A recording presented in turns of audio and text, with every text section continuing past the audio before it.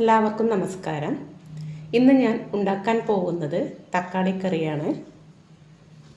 അതിനായി കുറച്ച് ചെറിയ ഉള്ളി, വെളുത്തുള്ളി, 2 പച്ചമുളക്, തക്കാളി ആണ് എടുത്തിട്ടുള്ളത്.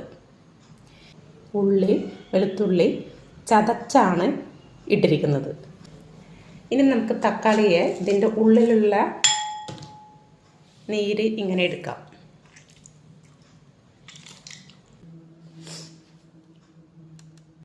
തക്കാളിക്കറി ഉണ്ടാക്കാനായി ഒരു കടായി വെച്ചിട്ടുണ്ട്.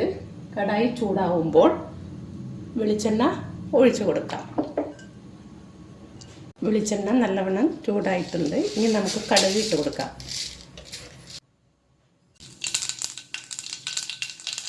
കടുക് പൊട്ടിയതിന് ശേഷം അരിഞ്ഞു വെച്ച ഉള്ളി, വെളുത്തുള്ളി ഇട്ട് കൊടുക്കാം.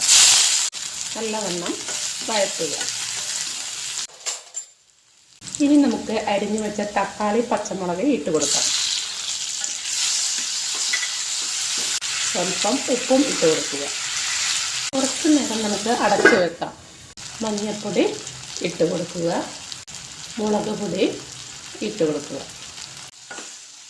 ഇതിന് വെള്ളം ഒഴിച്ച് കൊടുക്കുക.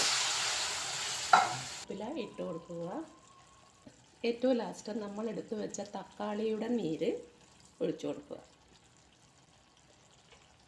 നമ്മുടെ തക്കാളിക്കറി റെഡി ആയിട്ടുണ്ട്.